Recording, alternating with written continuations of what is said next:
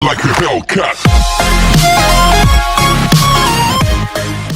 Bismillahirrahmanirrahim. Assalamualaikum warahmatullahi wabarakatuh.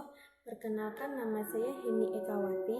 Saya adalah mahasiswa program studi Magister Pendidikan Agama Islam Fakultas Tarbiyah Keguruan Universitas Islam Negeri Sunan Kalijaga. Nah, pada kesempatan kali ini saya akan sedikit memaparkan makalah yang telah saya buat untuk memenuhi tugas mata kuliah Filsafat Pendidikan Islam yang diampu oleh Profesor Dr. Haji Maragustam MAG.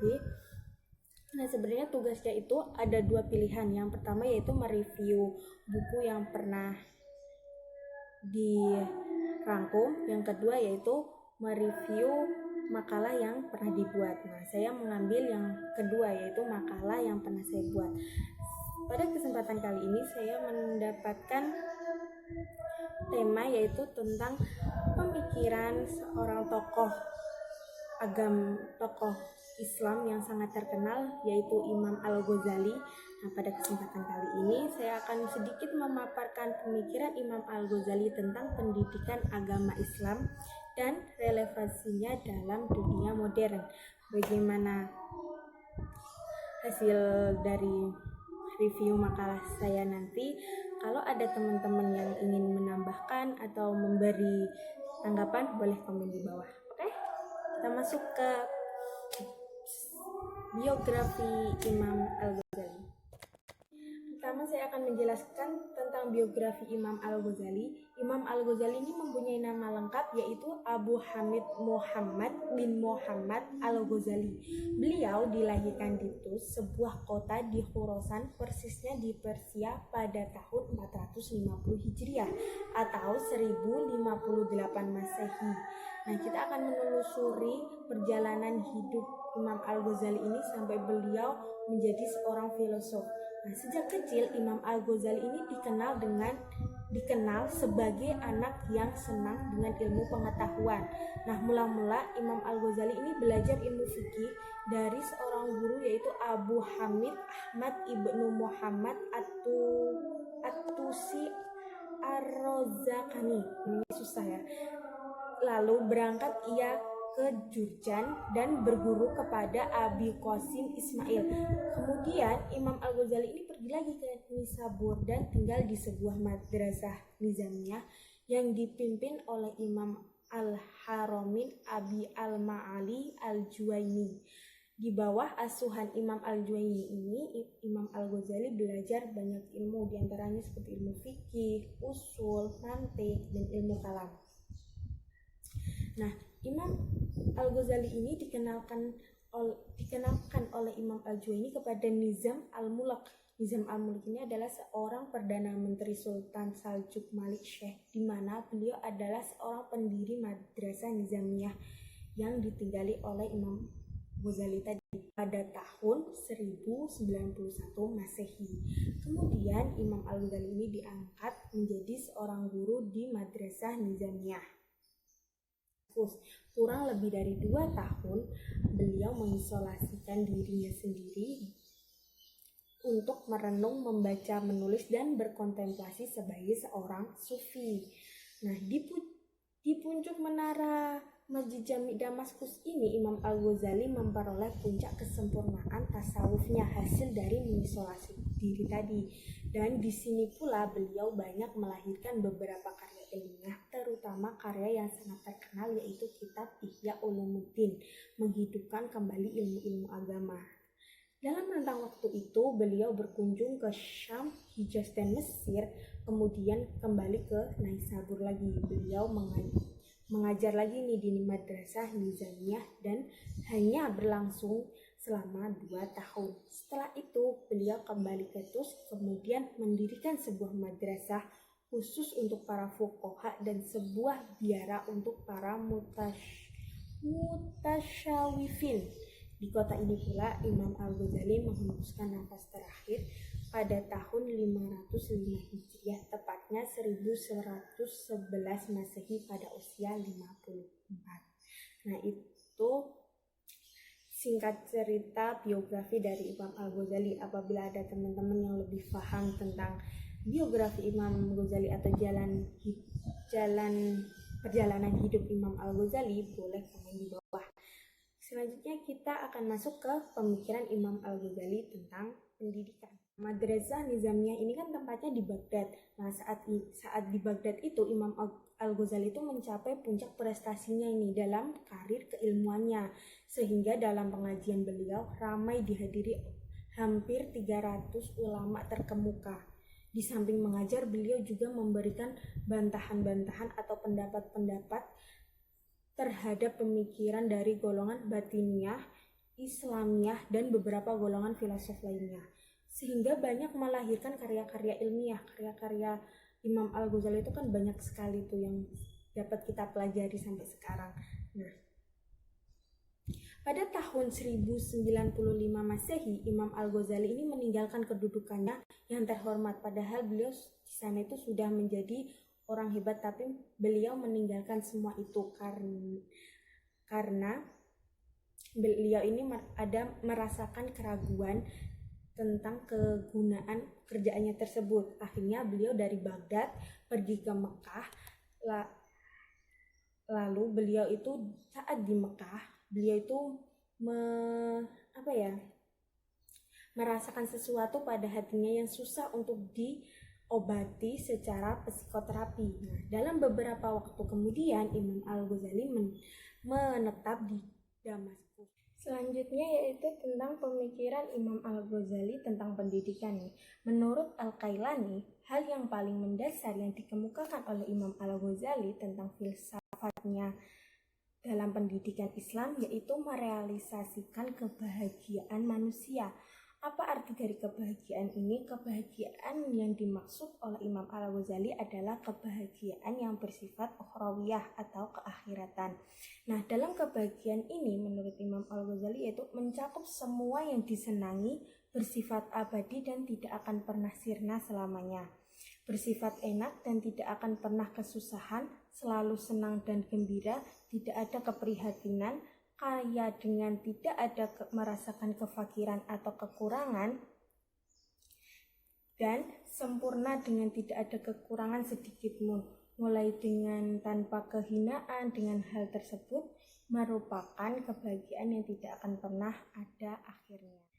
Menurut Imam Al-Ghazali, bagaimana sih cara untuk mencapai kebahagiaan tersebut? Nah, menurut Imam Al-Ghazali ini, untuk mencapai kebahagiaan yang dimaksud atau kebahagiaan ukhrawiyah tadi, yaitu seseorang harus memiliki kesamaan antara ilmu dan amal sekaligus yang akan muncul dalam perilaku sehari-hari atau kehidupan sehari-hari.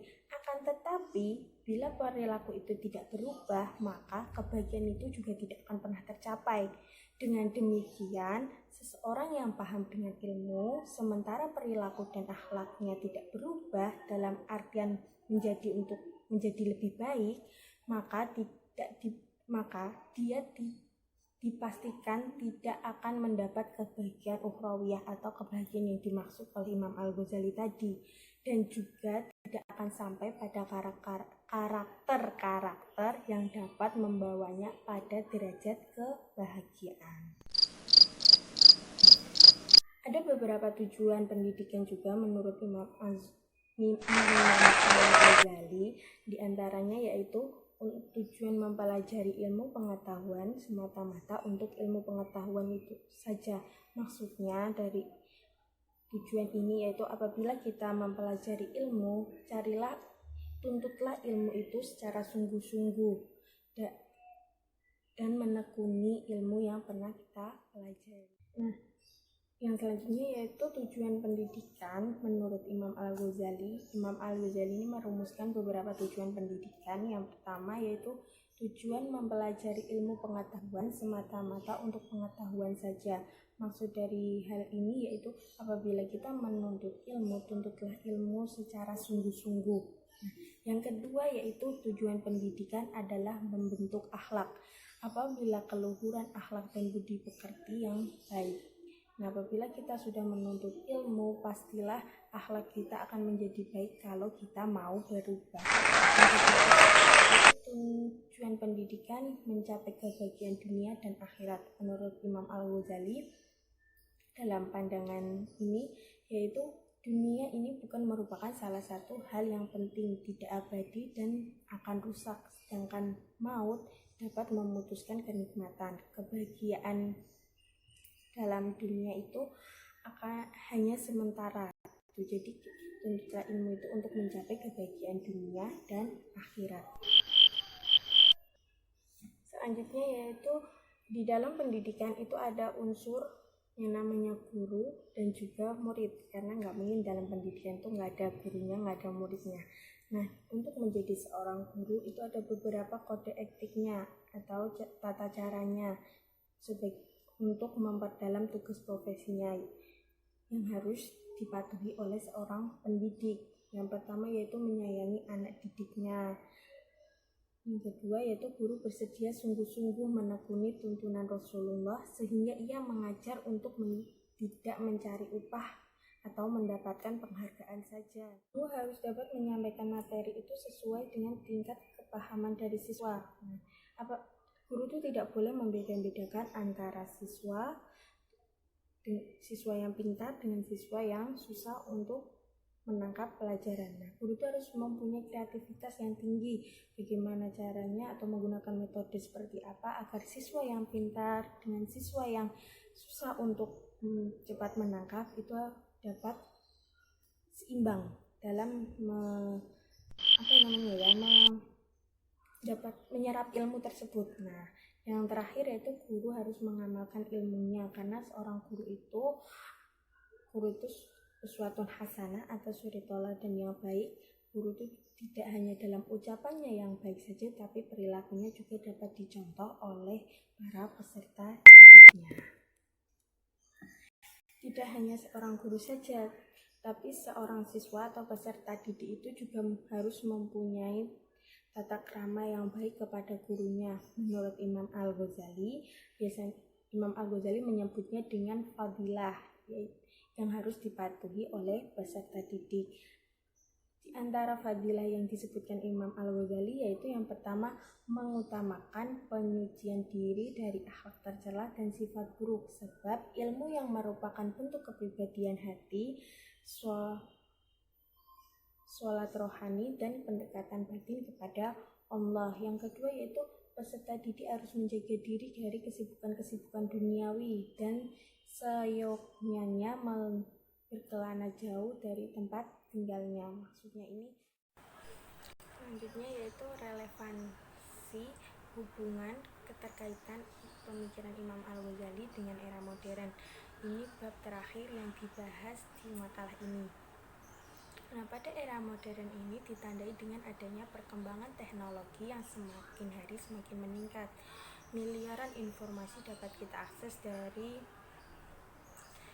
sosial media, bisa dari Google, dari Instagram, dari Facebook. Nah, semakin banyaknya informasi-informasi yang dapat kita ambil itu, dapat kita akses tersebut, konsekuensinya dalam dunia pendidikan atau dunia pengetahuan itu juga harus berkembang pula. Apalagi dalam pandemi COVID ini kan kita semuanya bergantung pada sosial media kan. Nah, pergerakan arus global ini sangat kuat dan dampaknya pada semua aspek kehidupan manusia nih, termasuk dalam pendidikan ini juga. Nah, pendidikan Islam ini juga mau tak mau dalam arus global ini juga dapat menimbulkan gejala kontramoralitas, di mana kontramoralitas ini banyak anak-anak yang melihat dari sosial media terkadang itu sifatnya yang negatif. Nah, bagaimana seorang guru itu juga harus membimbing siswa-siswanya dan juga orang tua harus membatasi putra-putrinya ini dalam mengakses di sosial media tersebut. Gejolak kontramoralitas ini juga tidak hanya karena sosial media, tetapi kadang seorang guru itu di dalam sekolah itu melarang anak untuk adanya tawuran, pokoknya melakukan hal-hal yang sifatnya itu kekerasan. Tetapi kadang di dalam masyarakat itu tanpa kita sadari banyak masyarakat itu yang mengajarkan atau mempertontonkan hal-hal negatif seperti tawuran antar desa, terus pro kontra. Lanjut ke contoh masalah yang salah masyarakat tadi yang menunjukkan kekerasan dan dapat dipertontonkan oleh siswa anak. Itu masalah ini kian kompleks jika pendidikan moral tidak ditekankan. Jika diabaikan, maka masalah akhlak dan moral akan muncul di kalangan anak-anak.